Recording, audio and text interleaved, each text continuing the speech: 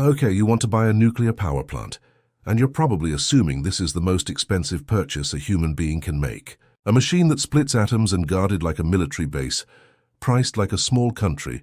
Let me tell you that it's the assumption. Here's the fact. In 1998, the most infamous nuclear power plant on planet Earth, 3 Mile Island, the site of America's worst nuclear accident, was sold for $100 million. And it gets better. Only $23 million of that was for the actual reactor. The rest was for the fuel, payable in installments like a used car. There are watches at auction that cost more than that, you know. And here's the part that should keep you up at night as a future owner. That exact same machine, the one that sold for the price of a beach house portfolio, was later declared worthless and shut down. And then, a few years after that, it became the centerpiece of one of the biggest energy deals of the decade. Same reactor, same concrete, same cooling towers. So the real question of this video isn't what a nuclear plant costs.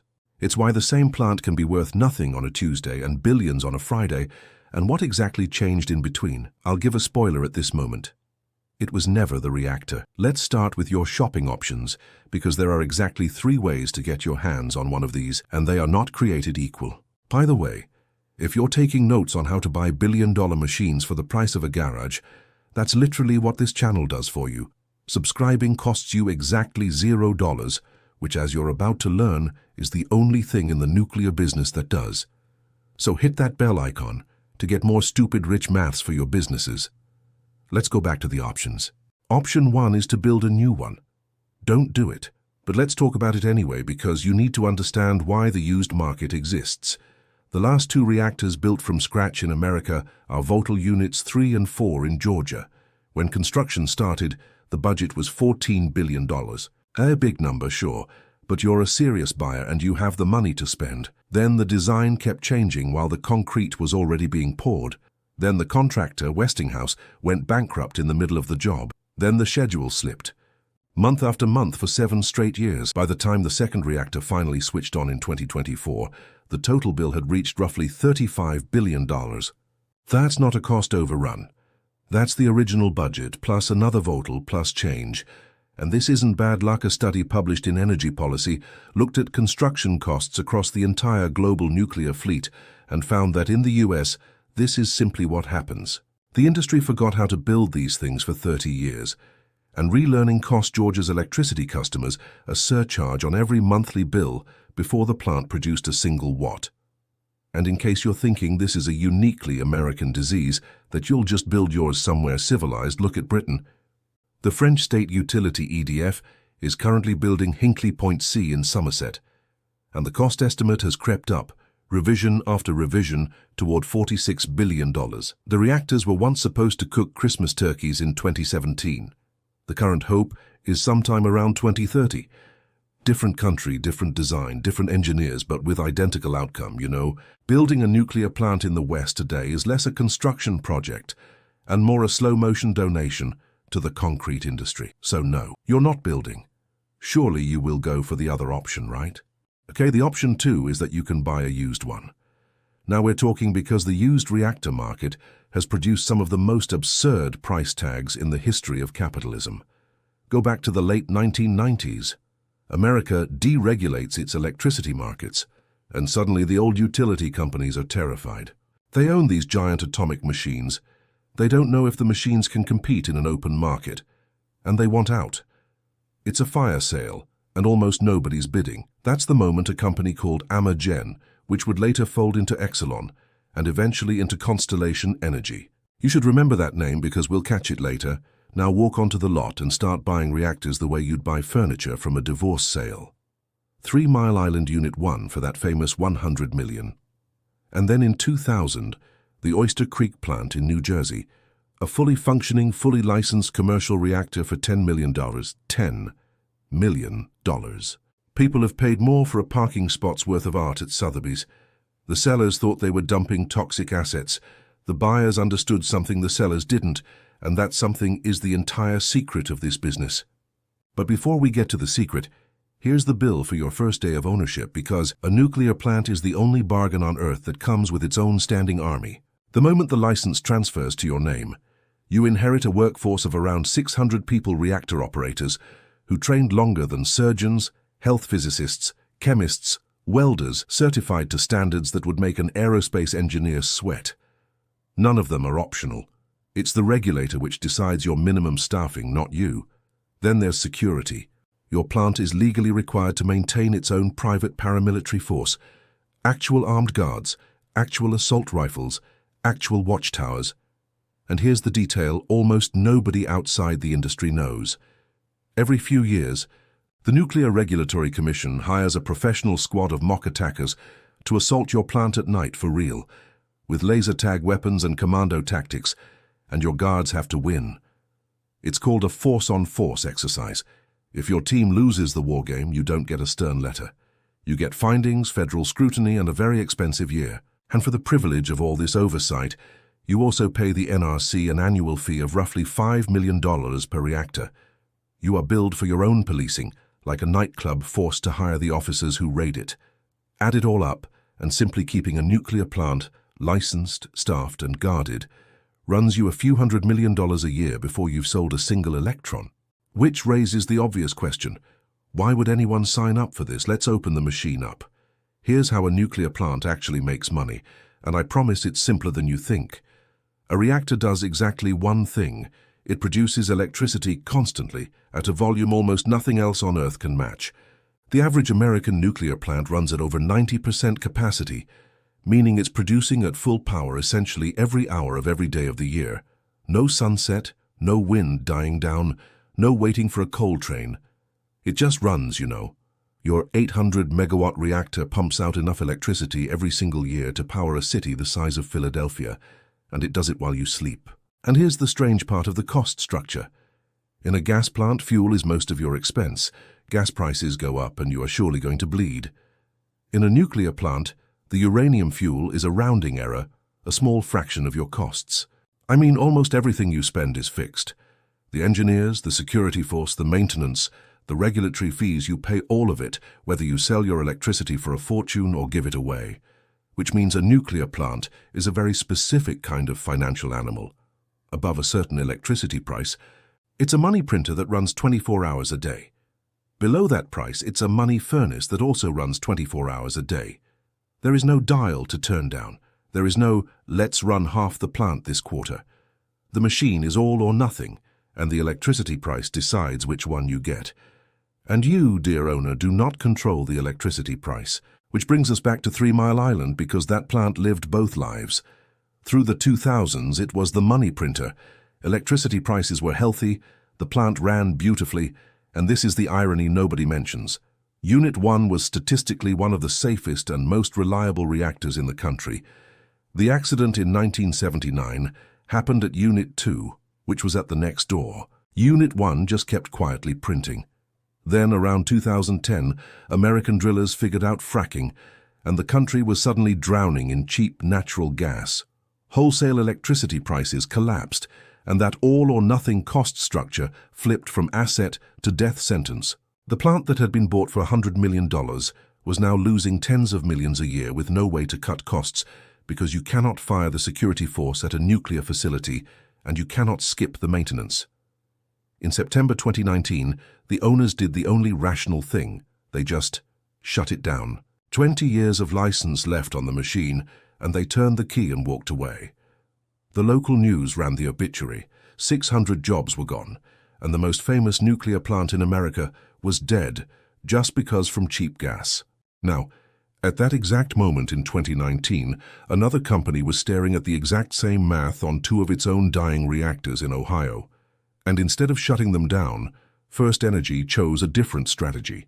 They decided that if the market wouldn't pay for their plants, the government would, and if the government wouldn't do it voluntarily, they'd buy the government. First Energy and its affiliates funneled roughly $61 million through a dark money non-profit to a politician named Larry Householder, who used it to get himself installed as Speaker of the Ohio House, elect a slate of loyal lawmakers, and then push through House Bill 6, a law forcing every electricity customer in Ohio to pay a surcharge that added up to a $1.3 billion bailout for those 2 nuclear plants. And when citizens gathered signatures to repeal the law, the same money financed a sabotage campaign against the petition. Federal prosecutors later called it the largest bribery scheme in the history of the state. The FBI made its arrests in 2020. Householder got 20 years in federal prison. First, Energy admitted everything in a deferred prosecution agreement and paid a $230 million penalty. And the truly dark punchline? The scandal exists because of the exact economics we just walked through. Nobody bribes a legislature over a profitable asset. The bribe was the exhaust fume of a machine that could no longer pay for itself. In Pennsylvania, the owners of 3 Mile Island faced that machine and pulled the plug. In Ohio, First Energy faced it and pulled out the checkbook. Same disease. One company chose the funeral, the other chose the felony. And if the story ended there, this video would be simple. Don't buy a nuclear plant. The market killed them in the end. Let me tell you that the story doesn't end there. Quick question while the FBI finishes up in Ohio. Drop a comment and tell me which one you'd have picked. Shut the plant down or roll the dice with the legislature, be honest. The comment section is anonymous. Federal court, as Mr. Householder discovered, is not. In September 2024, 5 years almost to the day after 3 Mile Island shut down, Constellation Energy called a press conference and announced that the dead plant was coming back to life. The customer this time was not the electricity market, but it was Microsoft, a single company signing a contract to buy every single watt the reactor produces for the next 20 years, at a price reported around $110 to $115 per megawatt hour, a hefty premium over the market rates that had killed the plant in the first place. The question is, why? Because Microsoft is building AI data centers that devour electricity around the clock, and it promised its shareholders the power would be carbon-free. And there is exactly one technology on Earth that is carbon-free, and it runs around the clock and already exists. The machine sitting dead on an island in the Susquehanna River. Constellation is spending about $1.6 billion to restart it. The U.S. Department of Energy handed them a $1 billion loan to speed it up. The plant got a fresh name, the Crane Clean Energy Center, because 3 Mile Island doesn't test well with focus groups, and it's expected back online as soon as 2027. In the days after the announcement, Constellation's market value jumped by roughly $14 billion. Listen this again. The announcement about the plant was worth more than 100 times what the plant itself once sold for. The reactor didn't change. The uranium didn't change. The laws of physics took no meetings. The only thing that changed was who needed the electricity and how desperate they were. That is the entire business, and now you understand it better than most energy analysts did in 2019. And Microsoft was only the first whale to surface. In 2025, Meta signed its own 20-year contract with Constellation for the Clinton plant in Illinois. Stop and appreciate that name. Clinton is one of the 3 reactors Amirgen picked up in that late 90s fire sale, back when the entire industry was treated like radioactive garbage. A machine the old utilities couldn't give away fast enough is now under contract to one of the 5 most valuable companies on Earth until the 2040s. The AI companies are doing to nuclear plants what private equity did to cemeteries, quietly buying up the one asset everyone else emotionally wrote off because the spreadsheet doesn't care about the reputation. The dead plant discount is closing fast, and the people who bought during the funeral are the ones selling during the resurrection. So let's say you're convinced. You found a mothballed reactor. You've got big tech on speed dial. Before you sign, here are the threats that never make it into the brochure, and none of them are the one you're thinking of, and the third one is the strangest one. Listen carefully. First, you can never actually leave. When you buy a nuclear plant, you're not buying an asset with an exit. You're buying an obligation with a deadline measured in generations. Every plant is legally required to maintain a decommissioning trust fund, a pile of money that exists solely to pay for the plant's own funeral, because dismantling a reactor and scrubbing the site clean costs around $1 billion and can take decades. And what is the spent fuel near you? The used-up uranium. It has nowhere to go. The federal government promised in law to take it off every owner's hands starting in 1998, built most of a mountain repository in Nevada, then cancelled it for political reasons. So the waste just sits at your plant, in steel and concrete casks in the parking lot, guarded around the clock, possibly forever. The one mercy. Because the government broke its own contract, it pays plant owners damages for the storage of a running tab that has already crossed $10 billion of taxpayer money. you will own a power plant, and the United States government will owe you rent for its garbage. This industry is nothing if not creative. Secondly, your regulator can vaporize your revenue with a clipboard. The Nuclear Regulatory Commission can order your plant offline, and there is no appeal that works on their timeline. Ask First Energy, yes. Then again, this company is a walking cautionary tale. In 2002, at their Davis-Besse plant in Ohio, inspectors discovered that leaking boric acid had been quietly eating through the reactor's steel lid for years, leaving a cavity the size of a football with less than half an inch of metal remaining. The plant was shut down for 2 full years of repairs and penalties, 2 years of a machine that costs the same whether it runs or not, producing nothing. For a merchant plant, a regulator's frown is financially indistinguishable from a natural disaster. Third, and this is the strangest one, your plant's biggest risk is every other nuclear plant on Earth. In 2011, a tsunami hit a reactor in Fukushima, Japan. Within months, Germany, a country the tsunami did not touch, on a continent the tsunami did not touch, announced it was shutting down its entire nuclear fleet. Billions in perfectly functioning assets, written off by public fear of an event 9,000 kilometers away. No other business works like this. If a casino in Macau burns down, the Bellagio doesn't close. But nuclear is one global brand with no franchise agreement, and any operator anywhere can torch it for everyone. Your plant can run flawlessly for 40 years and still be killed by a wave on the other side of the planet. And in America, this shared fate isn't just reputational, it's written into your insurance.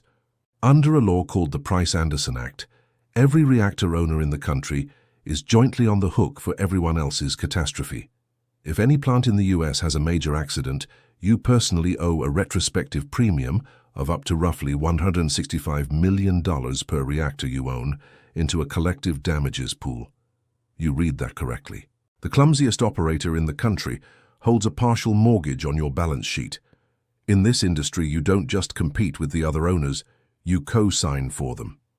Okay, take a deep breath. It's time to pull it all together and answer the actual question. How much do you make if you do this right? The realistic play in 2026 is exactly the Constellation playbook. Don't build it. Instead, resurrect it. You pick up a retired but intact reactor for a symbolic price. You budget somewhere around $2 billion to bring it back. And then, this is the only step that matters. You do not open the gates until a tech giant has signed a 20-year contract for every watt. Run the numbers on an 800-megawatt machine at data center prices, and you're looking at roughly $750 million a year in locked-in revenue. Your fixed army of engineers, guards, and inspectors eats maybe $250 to $300 million of that. What's left is around $400 million a year in profit, guaranteed by the balance sheet of one of the richest corporations in human history for 2 decades from a machine everyone else left for dead. Payback on the restart in about 5 years, and after that, it's annuity money with a cooling tower. And the bad scenario? You already watched it. It's the same plant with no contract selling into an open market where gas sets the price. Same machine, same staff, same costs, and instead of plus $400 million, you're bleeding out slowly in public until you end up choosing between Pennsylvania's exit and Ohio's prison sentence. The gap between the 2 scenarios is the entire value of the company. And nothing inside the fence determines which one you get. So here's the final stupid rich math. A nuclear power plant is the only machine ever built that is simultaneously one of humanity's most complex achievements and completely incapable of deciding what it's worth. The atoms split the same way at $30 a megawatt hour and at 150 no's. For 40 years, the industry begged the public not to judge nuclear plants by the name 3 Mile Island. And then 3 Mile Island itself proved the point better than any PR campaign ever could by dying as a power plant and coming back as something else entirely, a battery for a software company. If you made it this far, you now know more about buying a reactor than the people who sold one for $23 million. Like the video so the algorithm treats it better than the market treated 3 Mile Island, and subscribe because next we're buying something else that everyone insists is a terrible idea. It usually is, that's what makes it interesting. So sure, buy the reactor. Just understand what you're really buying. It was never a power plant. It's a bet that somewhere out there, someone rich is about to become desperate. The uranium has a half-life of 700 million years. The business model apparently is about 5.